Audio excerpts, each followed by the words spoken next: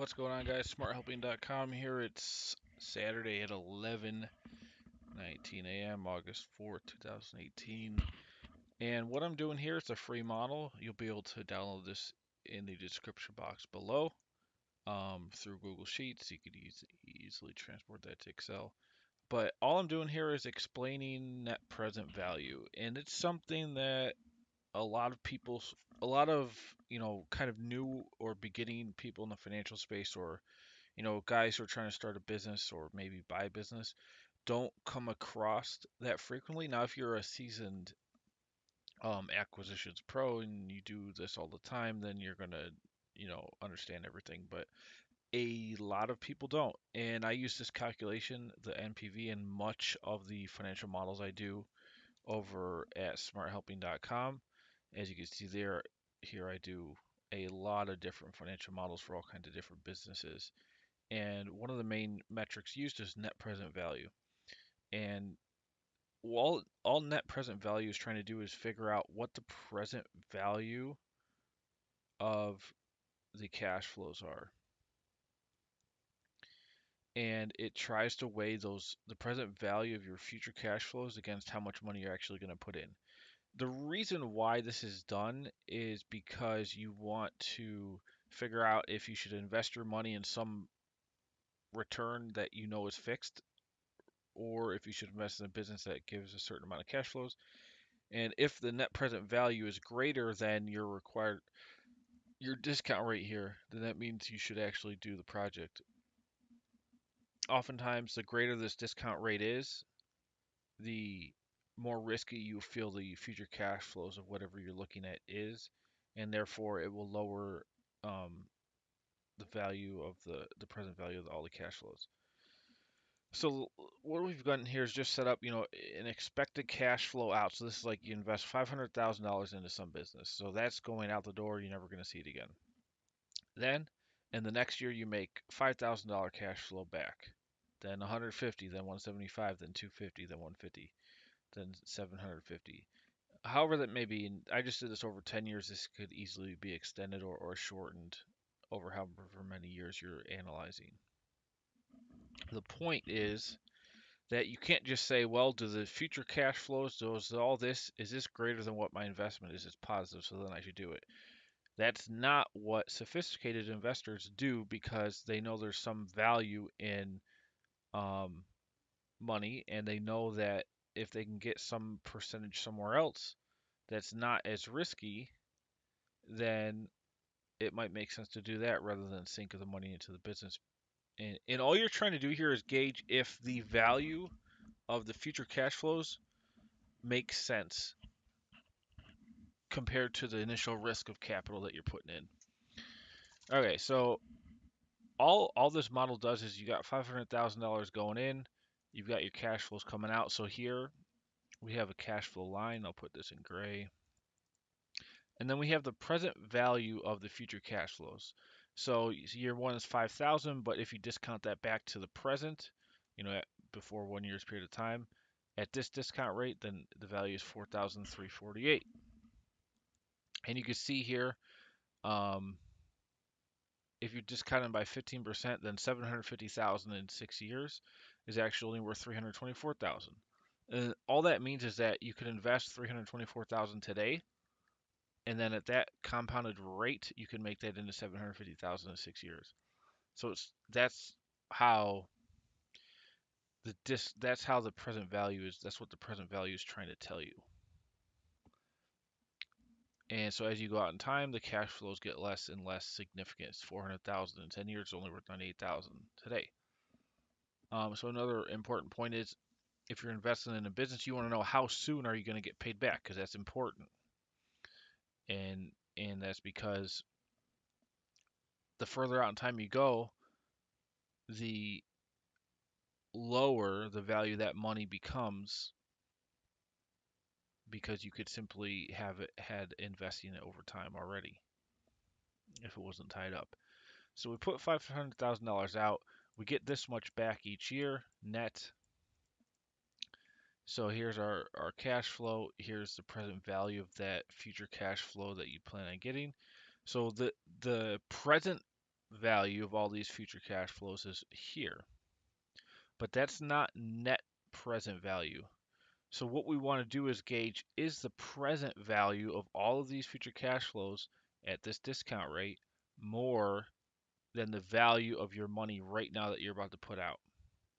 If it's not, if it's negative, if this net present value is negative, then you should not do the investment. If it's positive, then you should. If you just, go by your assumptions and stick to it. So what will change to this? Well, the discount rate. Let's say we think the idea of these cash flows coming in is you know you don't think there's a good chance, so you make the discount rate 30%.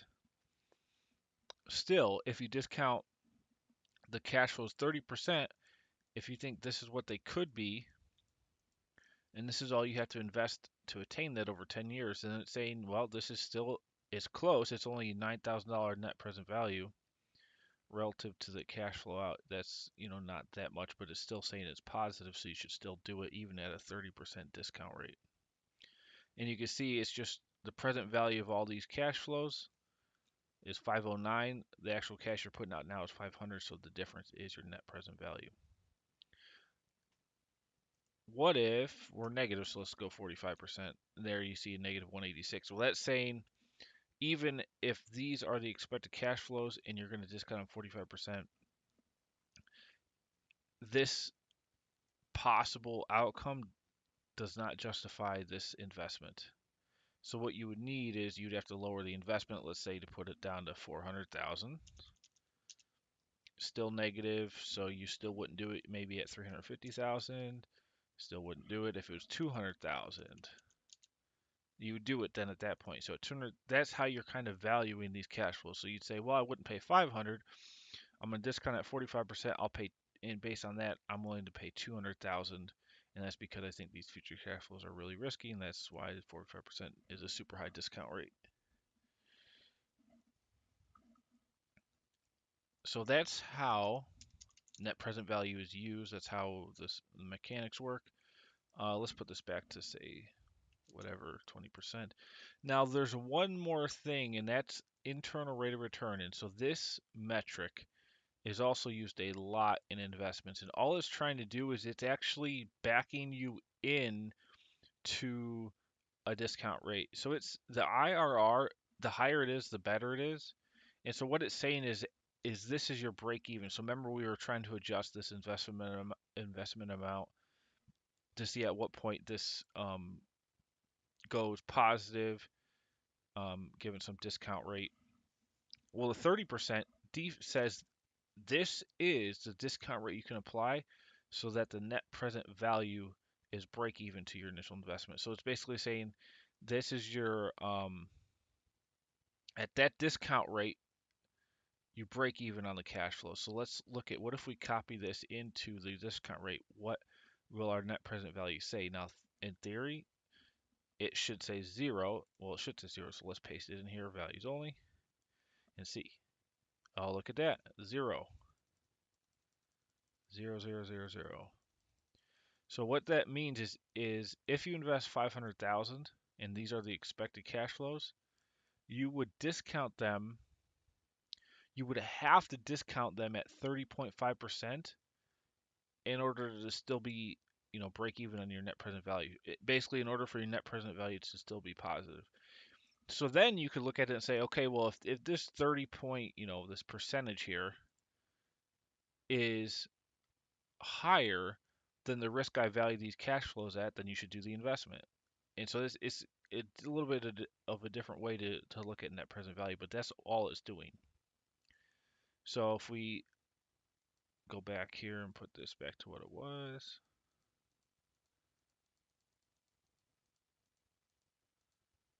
20%. So it's saying if your risk you're doing a 20% discount and the IRR is more than that, then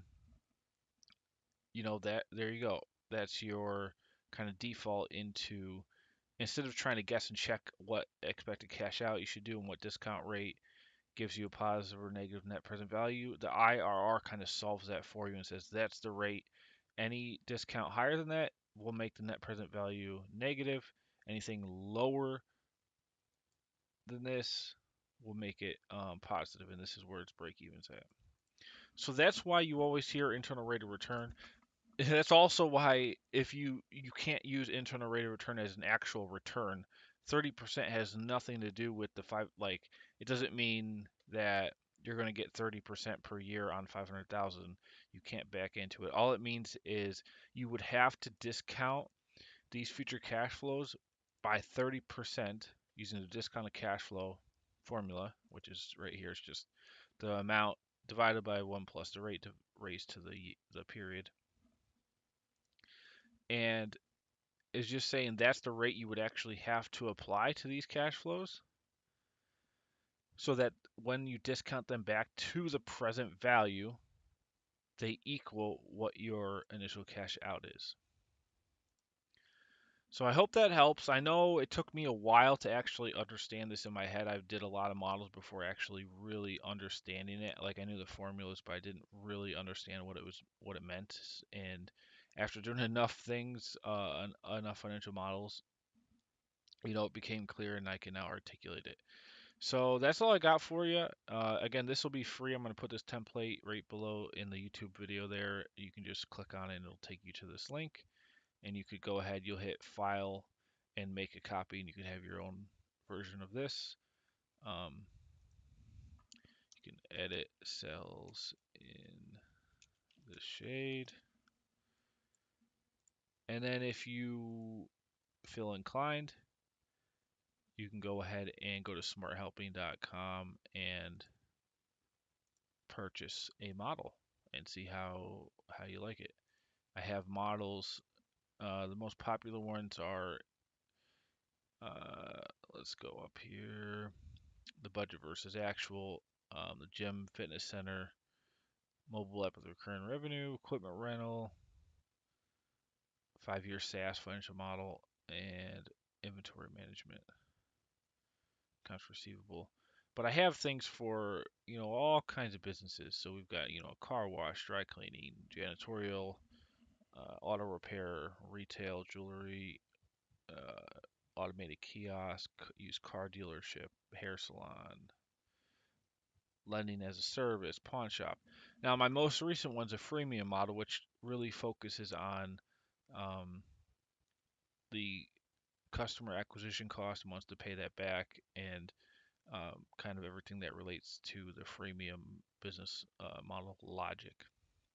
And I feel like this is probably my best model for the cheapest cost because I've combined everything I learned in building all this other stuff into that.